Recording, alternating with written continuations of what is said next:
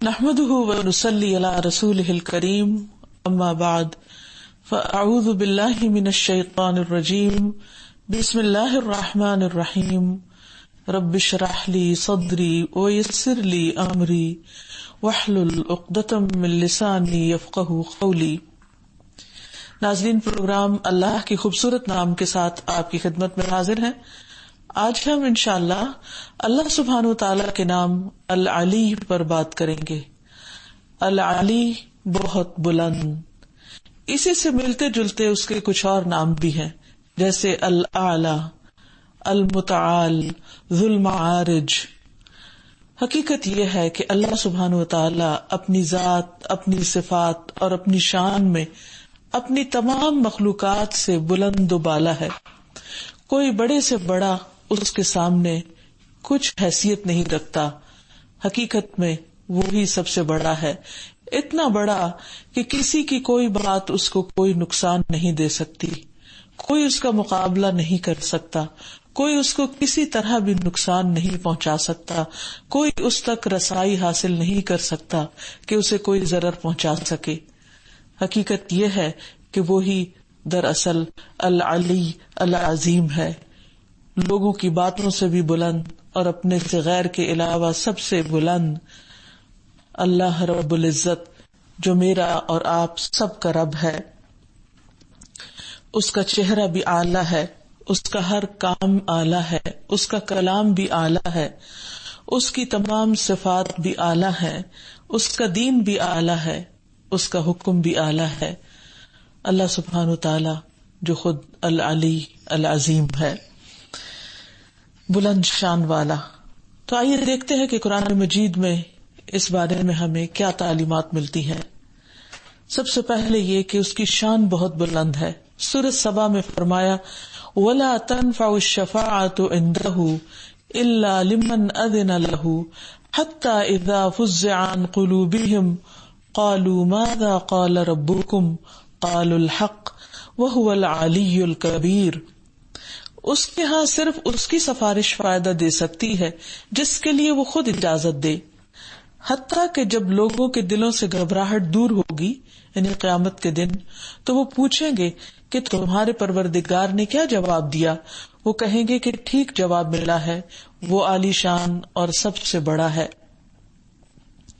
اسی طرح سورۃ الحج میں فرمایا ذَلِكَ بِأَنَّ اللَّهَ هُوَ الْحَقُّ وَأَنَّ مَا يَدْعُونَ مِن دُونِهِ هُوَ الْبَاطِلُ وَأَنَّ اللَّهَ هُوَ الْعَلِيُّ الْكَبِيرُ۔ یہ اس لیے کہ اللہ تعالیٰ ہی حق ہے اور اللہ کے سوا جنہیں یہ لوگ پکارتے ہیں وہ سب کچھ باطل ہے، یعنی اللہ کے سوا جو دوسرے معبود ہیں یا جن سے لوگ امیدیں رکھتے ہیں، ان کی طرف رجوع کرتے ہیں اپنی مشکلات میں، ان کی کچھ حقیقت ہی نہیں، اور اللہ ہی عالی شان اور کبریائی والا ہے۔ اور حقیقت یہ ہے کہ اس کی بلندی کو تسلیم کرنا ہی ایمان کی علامت ہے۔ وہ اپنی ذات میں بھی سب سے بلند ہے، وہ عرش کا مالک ہے اور عرش پر مستوی ہے۔ قرآن مجید میں آتا ہے فَتَعَالَى اللَّهُ الْمَلِكُ الْحَقُّ لَا إِلَٰهَ إِلَّا هُوَ رَبُّ الْعَرْشِ الْكَرِيمِ۔ بس بہت بلند ہے اللہ جو سچا بادشاہ ہے، حقیقی بادشاہ ہے، اس کے سوا کوئی معبود نہیں، عزت والے عرش کا رب۔ عرش اس کی تخلیق میں، مخلوقات میں سب سے بڑی اور سب سے بلند مخلوق ہے، اور وہ اس کا بھی مالک ہے، اس کا بھی خالق ہے، اور خود وہ عرش پر مستوی ہے، جس کے بارے میں قرآن مجید میں بارہا ارشاد ہوا۔ حقیقت یہ ہے کہ جب ہم اللہ سبحانہ وتعالی کے بارے میں سوچتے ہیں کہ وہ کہاں ہے، تو ہمارا خیال ہمیشہ بلندی کی طرف جاتا ہے، اور اوپر کی طرف ہماری انگلی خود بخود اٹھ جاتی ہے کہ وہ بلند ہے، عظیم ہے، سب سے بڑا ہے۔ حدیث میں آتا ہے کہ رحم کرنے والوں پر رحمان رحم کرتا ہے، تم اہل زمین پر رحم کرو، آسمان والا تم پر رحم کرے گا۔ تو آسمان کا لفظ بھی سمو سے ہے، اور سمو جو ہے وہ بلندی کے لیے استعمال ہوتا ہے۔ تو آسمان والے سے مراد یہ کہ وہ جو بلندیوں کا مالک ہے، وہ جو سب سے اوپر ہے، بالا ہے، رفیع الشان ہے۔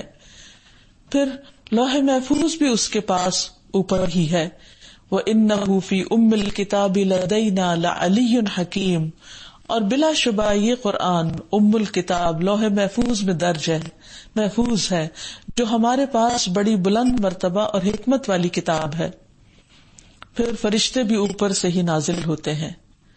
قرآن مجید میں آتا ہے يُنَزِّلُ الْمَلَائِكَةَ بِالرُّوحِ مِنْ أَمْرِهِ عَلَى مَنْ يَشَاءُ مِنْ عِبَادِهِ أَنْ أَنذِرُوا أَنَّهُ لَا إِلَهَ إِلَّا أَنَا فَاتَّقُونِ.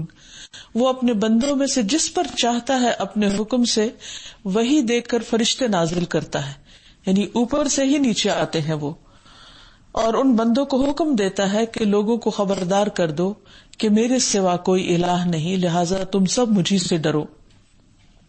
پھر اسی طرح سورۃ القدر میں آتا ہے تنزل الملائکۃ والروح فیہا بإذن ربہم من کل امر. اس رات میں فرشتے اور روح اپنے رب کے حکم سے ہر امر کے متعلق اترتے ہیں، ہر حکم لے کر اترتے ہیں. تو اترنے کا لفظ بتاتا ہے کہ اس کے پاس سے نیچے کو آتے ہیں، یعنی دنیا والوں کے پاس آتے ہیں، اور وہ بلند ہے، بہت بڑا.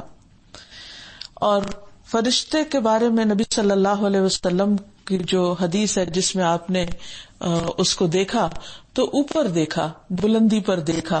روایت میں آتا ہے کہ آپ صلی اللہ علیہ وسلم نے وحی کے رک جانے کے زمانے کے حالات بیان کرتے ہوئے یوں فرمایا کہ ایک روز میں چلا جا رہا تھا کہ اچانک میں نے آسمان کی طرف سے ایک آواز سنی. یعنی نبی صلی اللہ علیہ وسلم پر وحی نازل ہوئی ابتدا میں، اور پھر کچھ عرصے کے لیے بالکل منقطع ہو گیا سلسلہ، اور اس عرصے میں آپ بہت پریشان رہنے لگے اور آپ اس بات کا انتظار کرتے تھے کہ وہ فرشتہ دوبارہ آئے. تو آپ ایسے ہی جا رہے تھے تو آپ نے دیکھا تو ایک فرشتہ اوپر آسمان کی طرف نظر آیا. کہتے کہ میں نے اپنا آسمان کی طرف سر اٹھایا، کیا دیکھتا ہوں کہ وہی فرشتہ جو غار حرا میں میرے پاس آیا تھا وہ آسمان اور زمین کے بیچ میں ایک کرسی پر بیٹھا ہوا ہے. میں اس سے ڈر گیا اور گھر آنے پر میں نے کمبل اوڑھنے کی خواہش ظاہر کی. اس وقت اللہ تعالی کی طرف سے یہ آیات نازل ہوئی، یا ایھا المدثر قم فانذر وربک فکبر وثیابک فطہر. اور اس کے بعد وحی گرم ہو گئی، یعنی پے در پے پھر وحی کے نزول کا سلسلہ جاری ہو گیا. پھر ہم دیکھتے ہیں کہ قرآن مجید میں جتنی بھی آیات ہیں کتابوں کے نزول کے بارے میں، ان سب میں بھی اترنے کی بات آتی ہے کہ اوپر سے نیچے کو آئی ہیں. سورۃ آل عمران میں آتا ہے نزل علیک الکتاب بالحق مصدقا لما بین یدیہ وانزل التوراۃ والانجیل.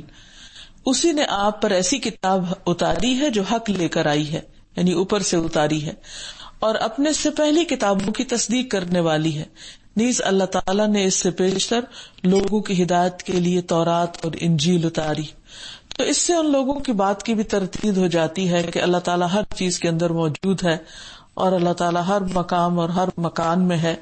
نہیں، اللہ سبحانہ وتعالیٰ اپنے عرش پر ہے اور بہت بلند ہے. اور یہ تمام دلائل اسی کی طرف، اسی بات کی تائید کرتے ہیں.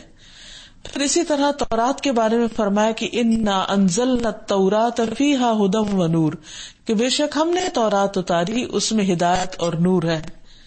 پھر قرآن مجید کے بارے میں آتا ہے وَهَذَا كِتَابٌ أَنزَلْنَاهُ مُبَارَكٌ، یہ کتاب جسے ہم نے اتارا ہے یہ بہت مبارک ہے. فَاتَّبِعُوهُ، اس کی پیروی کرو. وَاتَّقُوا لَعَلَّكُمْ تُرْحَمُونَ، اور اللہ سے ڈرو شاید کہ تم رحم کیے جاؤ. تو اس سے یہ پتہ چلتا ہے کہ ساری آسمانی کتابیں، اور ان کو آسمانی کہا بھی اس لیے جاتا ہے کہ وہ آسمان سے آئی ہیں، اوپر سے آئی ہیں. اللہ العلی، العلو شان والے اور بلند مرتبے والے رب کی طرف سے آئی ہیں. ابن عباس کہتے ہیں کہ جب ابو ذر رضی اللہ عنہ کو رسول اللہ صلی اللہ علیہ وسلم کی نبوت کے بارے میں معلوم ہوا تو انہوں نے اپنے بھائی سے کہا کہ اس وادی کی طرف جانے کے لیے سواری تیار کرو، یعنی مکہ کی طرف جانے کے لیے. اور اس شخص کے متعلق جو نبی ہونے کا مدعی ہے اور کہتا ہے کہ اس کے پاس آسمان سے خبر آتی ہے، میرے لیے خبریں حاصل کر کے آؤ اور اس کی باتوں کو خوب غور سے سننا.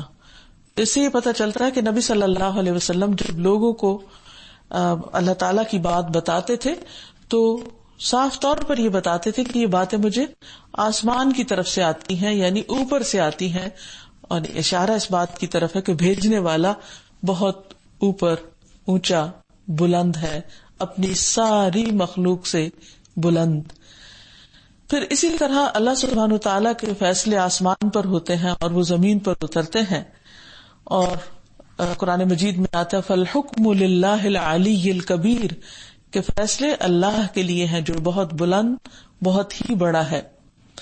ابو ہریرہ نبی صلی اللہ علیہ وسلم سے روایت کرتے ہیں کہ نبی صلی اللہ علیہ وسلم نے فرمایا جب اللہ آسمان پر کسی کام کا فیصلہ کرتے ہیں تو فرشتے اپنے پروں کو مارتے ہیں، اللہ کی بات سن کر عاجزی کرتے ہوئے، گویا کہ پتھر پر زنجیر لگی ہو.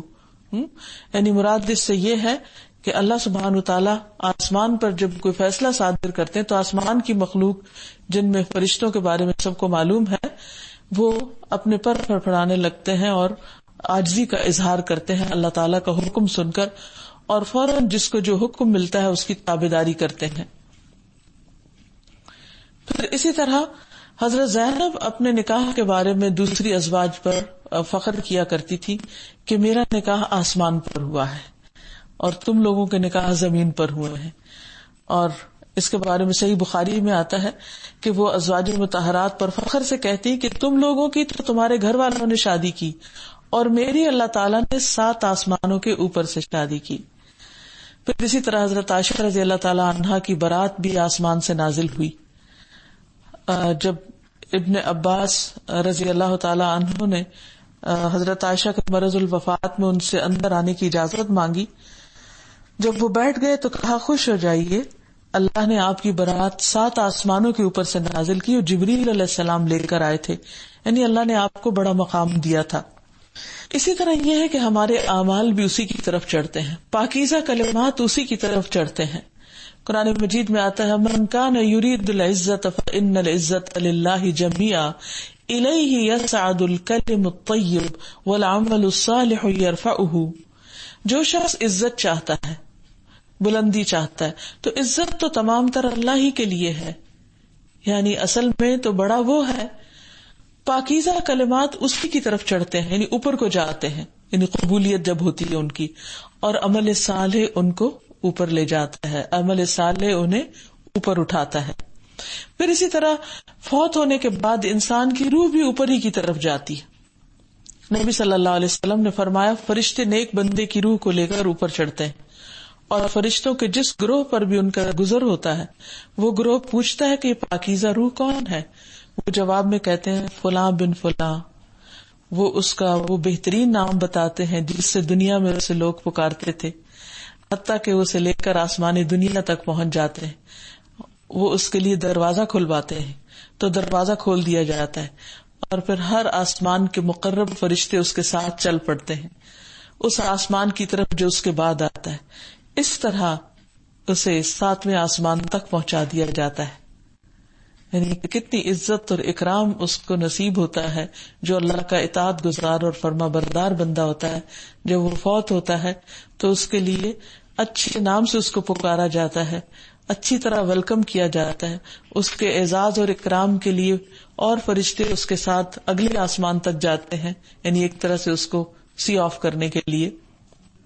اور جب یہ 7ویں آسمان پر پہنچتا ہے تو اللہ عز و جل فرماتا ہے میرے بندے کا نام اعمال علیین میں لکھ دو. اور علیین کیا؟ وہ بھی بلند جگہ ہے. اور اسے واپس زمین کی طرف لے جاؤ، کیونکہ میں نے اپنے بندوں کو زمین کی مٹی سے ہی پیدا کیا، اسی میں لوٹاؤں گا اور اسی سے دوبارہ نکالوں گا. یعنی اس کی روح پھر اس کے جسم میں حساب کتاب کے لیے داخل کی جاتی ہے.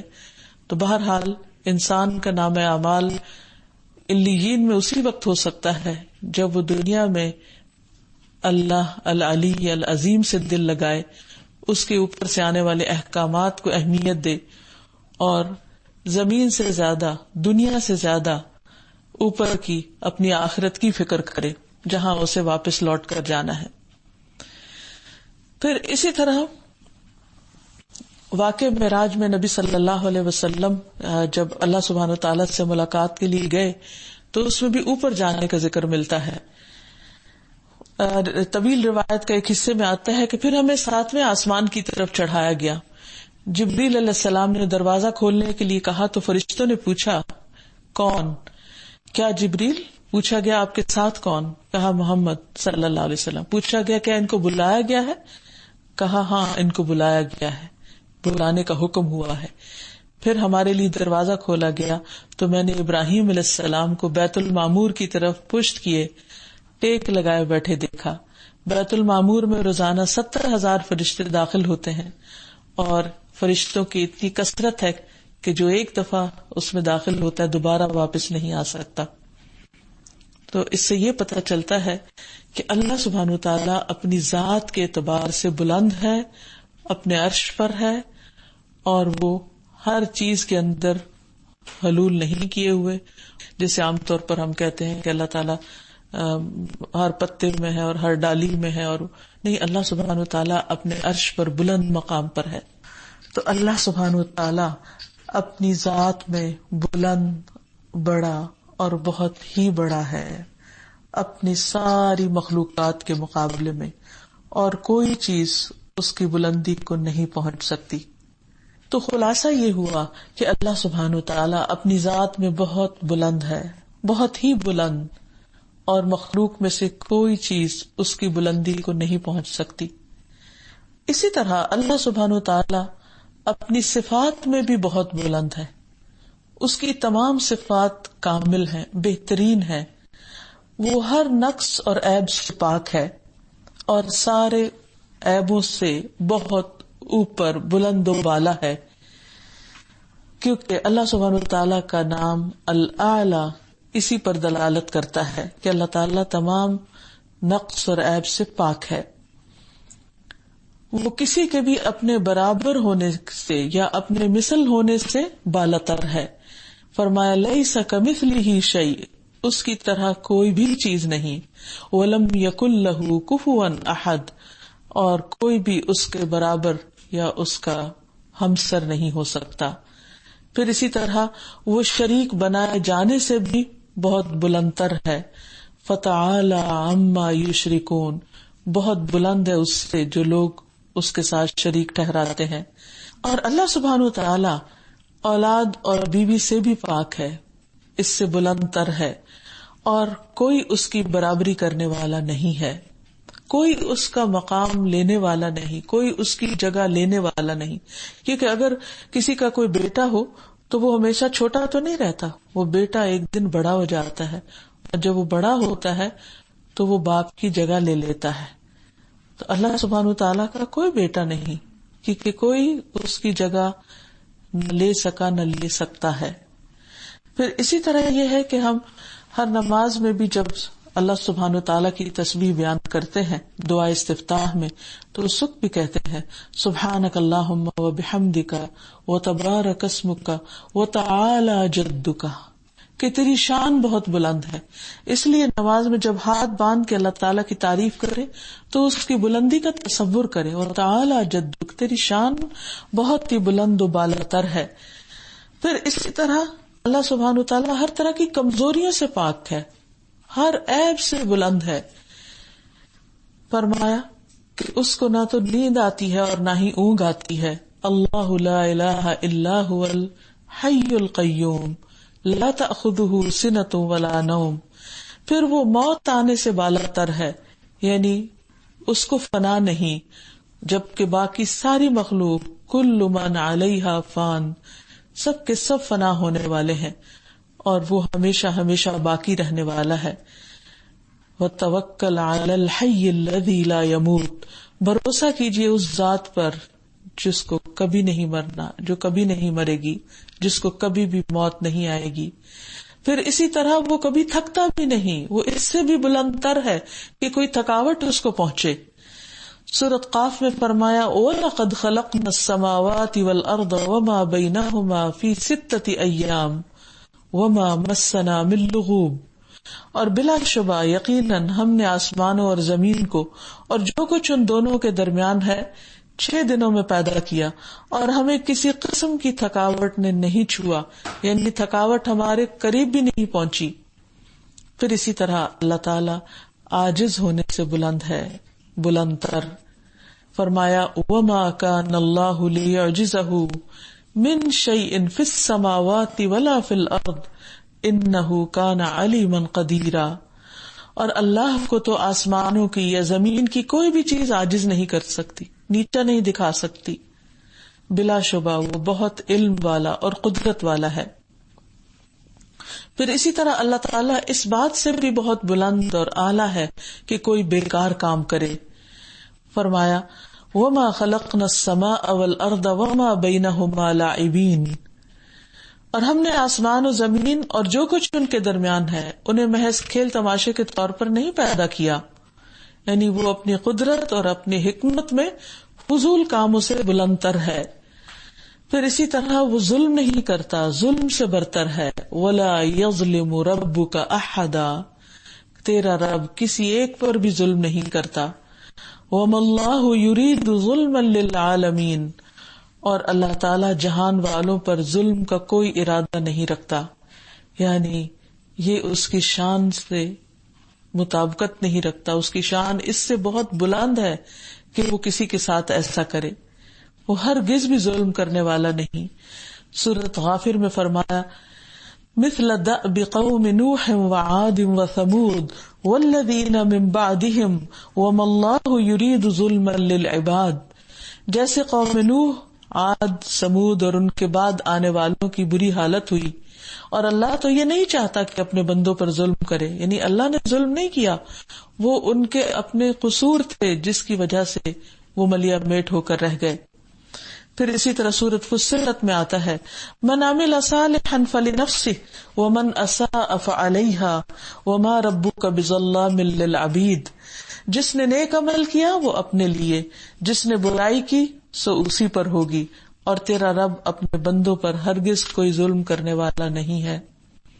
پھر اسی طرح اللہ سبحانہ وتعالی غفلت سے برتر ہے، یعنی وہ کبھی بھی غافل نہیں ہوتا.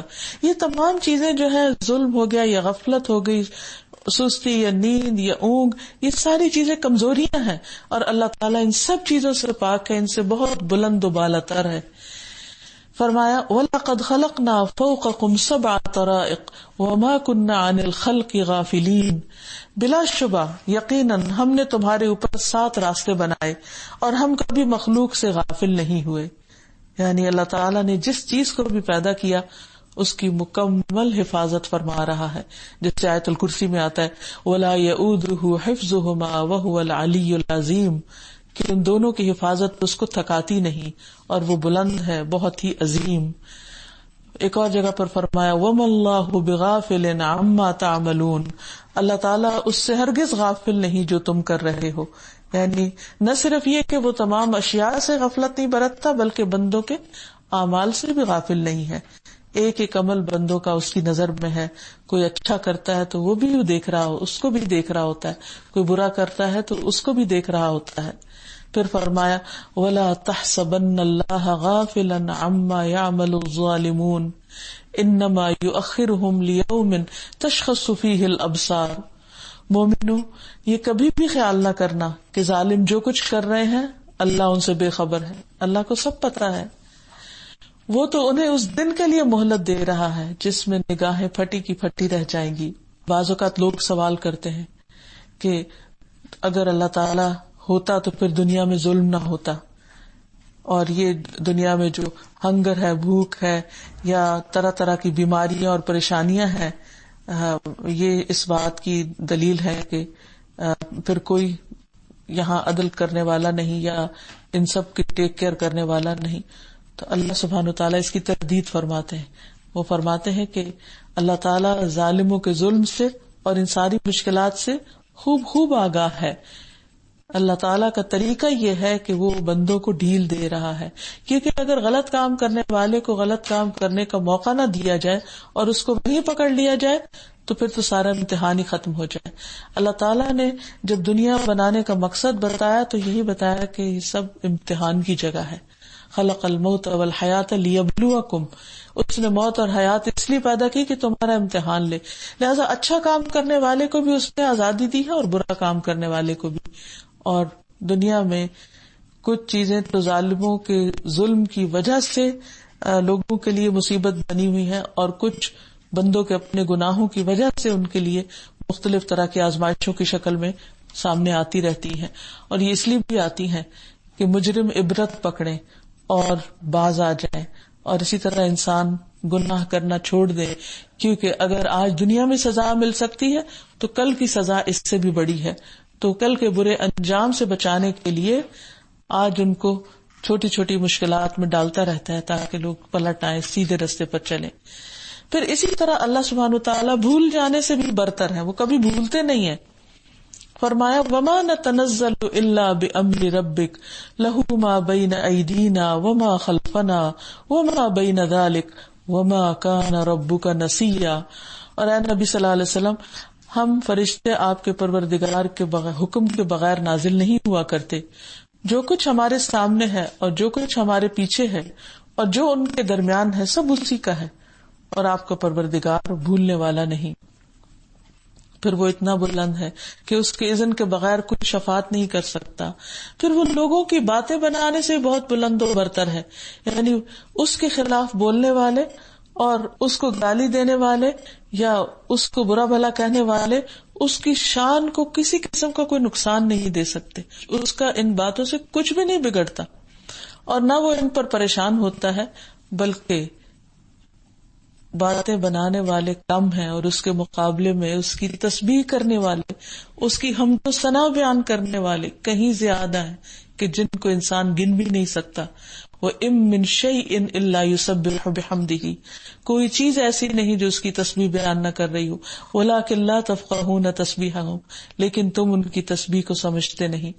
تو گویا اس تعریف اور تسبیح کے مقابلے میں جو ہر وقت کچھ فرشتے سجدے میں پڑے ہوئے کر رہے ہیں، کچھ رکوع میں ہیں، کچھ ہاتھ باندھ کے کھڑے ہیں، کائنات کا ذرہ ذرہ اس کی تعریف کر رہا ہے، تو اگر اس کے مقابلے میں چند لوگ بد زبانی کرتے ہیں تو وہ اللہ تعالیٰ کو کچھ بھی نقصان نہیں دے سکتے. وہ دراصل اپنا ہی نقصان کر رہے ہیں، اپنے آپ ہی کے لیے مصیبت کھڑی کر رہے ہیں. اور وہ وَلِلَّهِ الْمَثَلُ الْأَعْلَى، اللہ کے لیے سب سے اونچی مثال ہے. وَهُوَ الْعَزِيزُ الْحَكِيمُ، اور وہ زبردست حکمت والا ہے. یعنی ہر وہ فضیلت یا خوبی یا کوئی کسی قسم کا اچھا ایٹریبیوٹ جو کسی مخلوق کے لیے ہو سکتا ہے، اللہ تعالیٰ کے لیے وہ کہیں زیادہ بڑھ کر اور بلندی کے ساتھ ہے. اب جب انسان اللہ تعالیٰ کی اس صفت کو سمجھ لیتا ہے، اللہ تعالیٰ کی بلندی کا احساس اس کے دل میں آ جاتا ہے، تو پھر انسان لازماً اس کے آگے جھک جاتا ہے. اور پھر جھک کر رکوع میں کیا کہتا ہے؟ سبحان ربی العالی، سبحان ربی العظیم، سبحان ربی العظیم. اور سجدے میں کہتا ہے سبحان ربی العالی، سبحان ربی العالی، کہ پاک ہے میرا رب جو بہت ہی اعلیٰ ہے، بہت ہی بلند ہے. اور نہ صرف یہ کہ انسان بلکہ ساری مخلوق اللہ کو سجدہ کر رہی ہے اور اس کے آگے جھکی ہوئی ہے اور جھک کر اس کی تسبیح کر رہی ہے. وَلِلَّهِ يَسْجُدُ مَن فِي السَّمَاوَاتِ وَالْأَرْضِ طَوْعًا وَكَرْهًا وَظِلَالُهُم بِالْغُدُوِّ وَالْآصَالِ. آسمانوں اور زمین میں جتنی بھی چیزیں ہیں خوشی اور ناخوشی اللہ کو سجدہ کر رہی ہیں. اسی طرح ان کے سائے صبح و شام سجدہ ریز ہوتے ہیں. یعنی جب سورج طلوع ہوتا ہے تو جتنے بھی درخت، پہاڑ، جو بھی چیزیں ہیں ان سب کے سائے طویل زمین پر جھکے ہوئے ہوتے ہیں. کچھ چیزیں تو خود جھکی ہوئی ہیں جیسے مختلف جانور وغیرہ ہیں، لیکن کچھ چیزیں ہیں جو فزیکلی جھک نہیں سکتی تو ان کے سائے جھک کر اللہ کے آگے سجدہ ریز ہیں. اور اسی طرح بعض انسان بھی، اور یہ سب تکبر نہیں کرتے. پھر اعضاء کا بھی سجدہ ہے. ایک اور جگہ پر آتا ہے اولم يروا الى ما خلق الله من شيء يتفيأ ظلاله عن اليمين والشمائل سجدا لله وهم داخرون ولله يسجد ما في السماوات وما في الارض من دابة والملائكة وهم لا يستكبرون. کیا ان لوگوں نے اللہ کی پیدا کردہ اشیاء میں سے کسی چیز کو بھی نہیں دیکھا کہ اس کا سایہ کیسے دائیں سے بائیں اور بائیں سے دائیں اللہ کے سامنے سجدہ کرتے ہوئے ڈھلتا رہتا ہے. اور یہ سب چیزیں انتہائی عجز کا اظہار کرتی ہیں اور اللہ ہی کے لیے سجدہ کرتی ہیں. جو چیز آسمانوں اور زمین میں ہے وہ سب کی سب، کوئی بھی چلنے والا جانور، ہوا اور فرشتے، اور وہ تکبر نہیں کرتے، نہیں ہر چیز اللہ کے آگے جھکی ہوئی اور اللہ کی بلندی بیان کر رہی ہے. اور جو لوگ اللہ کے آگے جھکتے ہیں ان کا جسم، ان کے سجدے کے اعضاء بھی سب اللہ کے آگے جھکے رہتے ہیں. اور حیرت کی بات یہ ہے کہ جب بندہ اللہ کے آگے اپنا سر رکھ دیتا ہے، پیشانی اور ناک رکھ دیتا ہے، سب سے زیادہ جھک جاتا ہے، تو اللہ تعالیٰ کے سب سے زیادہ قریب ہو جاتا ہے، اور اسی میں انسان کی عزت ہے. اسی لیے جو لوگ اللہ سے محبت کرتے ہیں، جب ان کو کوئی خوشی ملتی ہے تو وہ اپنے رب کے آگے سجدہ ریز ہو جاتے ہیں. اور ویسے بھی ایک ایک سجدہ جو ہے وہ انسان کے درجات اللہ تعالیٰ کے حضور بلند کرنے کا سبب بنتا ہے، اور ہر سجدے کے عوض انسان کا درجہ بلند ہوتا ہے اور اس کا گناہ معاف کر دیا جاتا ہے. اور سجدوں کی کثرت انسان کے لیے جنت میں داخلے کا ذریعہ ہے. نبی صلی اللہ علیہ وسلم کے ایک خادم تھے جو آپ کے لیے پانی بھر کے لایا کرتے تھے، رات کو آپ کے قریب سوتے تھے، تو آپ ان سے اکثر پوچھتے تھے بتاؤ کوئی ضرورت ہو تمہیں. تو ایک دفعہ آپ نے جب اسی طرح ان سے پوچھا تو انہوں نے کہا کہ میں جنت میں آپ کی رفاقت چاہتا ہوں. آپ صلی اللہ علیہ وسلم نے فرمایا پھر سجدوں کی کثرت سے میری مدد کرو. تو گویا انسان کے لیے جھکنا بلندی کا باعث ہے، اور اللہ سبحانہ و تعالی حقیقت میں بلند ہے. پھر اسی طرح جب انسان اللہ تعالیٰ کی عظمت کو پہچان جاتا ہے تو پھر انسان کو نمازوں کی پابندی کرنی چاہیے. جیسے ہی نماز کا وقت آئے ہر کام چھوڑ کر اللہ تعالیٰ کی طرف دوڑ پڑنا چاہیے. مشکل وقت ہو تو اللہ تعالیٰ سے سجدے کے ذریعے مدد حاصل کرنی چاہیے، سجدے کا سہارا لینا چاہیے. پھر اسی طرح انسان کو اللہ کی رضا کے لیے ہر کام کرنا چاہیے، اس کے لیے مخلص ہو جانا چاہیے، اور اس نام سے دعائیں بھی کرنی چاہیے. خاص طور پر رکوع اور سجدے طویل کرنے چاہیے جن میں اللہ تعالیٰ کی بلندی بیان کی جائے. اور پھر اللہ تعالیٰ کے اس نام کا ذکر لا حول ولا قوت الا باللہ العلی العظیم کے طور پر بھی کثرت سے کیا جائے. اسی طرح آیت الکرسی میں بھی یہ صفت اللہ تعالیٰ کی بیان ہوئی ہے. تو جب انسان کو اللہ سبحانہ تعالیٰ کی بلندی کا احساس ہو جائے تو پھر کثرت سے اللہ تعالیٰ کا ذکر کرنا چاہیے، کیونکہ اسی سے انسان کے درجات بلند ہوتے ہیں. ایک شخص نے نبی کریم صلی اللہ علیہ وسلم کی خدمت میں حاضر ہو کر عرض کیا میں قرآن سے کچھ پڑھ نہیں سکتا. اور آج بھی بہت سے لوگ ایسے ہیں کہ جو قرآن مجید پڑھنا نہیں جانتے. تو اس نے کہا کہ آپ مجھے کوئی ایسی چیز سکھا دیں جو مجھے اس کے بدلے میں کفایت کرے. یعنی ہر شخص کا شوق ہوتا ہے کہ وہ اللہ کے کلام کو پڑھ سکے، لیکن بعض اوقات بچپن میں والدین نہیں پڑھاتے یا کوئی موقع نہیں ملتا تو انسان اس بہت بڑی سعادت سے محروم رہ جاتا ہے. مگر شوق کا کیا کیجیے. تو ایسی صورت میں آپ صلی اللہ علیہ وسلم نے جو کلمات سکھائے اس میں ایک طرف اللہ تعالیٰ کی تسبیح اور پھر اللہ تعالیٰ کی بلندی کا ذکر ہے، اور یہ کلمات انسان کے اس کلام کے نہ پڑھنے کی کمی کو پورا کرتے ہیں. وہ کلمات کیا ہیں؟ سبحان اللہ والحمد للہ ولا الہ الا اللہ واللہ اکبر ولا حول ولا قوت الا باللہ العلی العظیم. کہ اگر کوئی شخص قرآن مجید کی تلاوت نہیں کر سکتا، بعض اوقات پڑھنا تو آتا ہے لیکن کوئی مجبوری ہوتی ہے، مثلا بیٹھ نہیں سکتا یا نگاہ چلی جاتی ہے اور حافظے میں کچھ زیادہ نہیں، یا انسان بڑھاپے کی وجہ سے ہمت نہیں پاتا کہ وہ زیادہ دیر بیٹھ کر تلاوت کر سکے، تو ان کلمات کو زیادہ سے زیادہ دہراتے رہنا چاہیے. تو انشاءاللہ وہ کلام اللہ کو ایک طرح سے کفایت کریں گی. پھر اسی طرح رسول اللہ صلی اللہ علیہ وسلم ہر روز جب رات کو اپنے بستر پر تشریف لاتے تو یہ دعا ضرور پڑھتے تھے، بسم اللہ ودعت جنبی اللہم اغفر لی ذنبی واخسئ شیطانی وفک رہانی واجعلنی فی الندی الاعلی. اللہ کے نام کے ساتھ میں نے اپنا پہلو رکھا، اے اللہ میرے گناہ بخش دیجئے اور میرے شیطان کو ذلیل کر دیجئے اور میری قید کو کھول دیجئے اور مجھے اعلیٰ و عرفہ مجلس کا ہم نشین کر دیجئے، یعنی وہاں بلند مقام اپنے ہاں عطا کیجئے. تو اللہ سبحانہ تعالیٰ سے دعا ہے کہ وہ ہمارے دلوں میں اپنی بلندی، اپنی عظمت اور اپنی بڑائی کا پورا احساس پیدا کر دے، تاکہ ہمارے دلوں سے اپنی بڑائی اور تکبر اور غرور کے جذبات ختم ہو جائیں۔ اللہ سبحانہ وتعالی ہم سب کا حامی و ناصر ہو۔ وآخر دعوانا ان الحمد للہ رب العالمین۔ سبحانک اللہم وبحمدک، اشہد ان لا الہ الا انت، استغفرک واتوب الیک۔ السلام علیکم ورحمۃ اللہ وبرکاتہ۔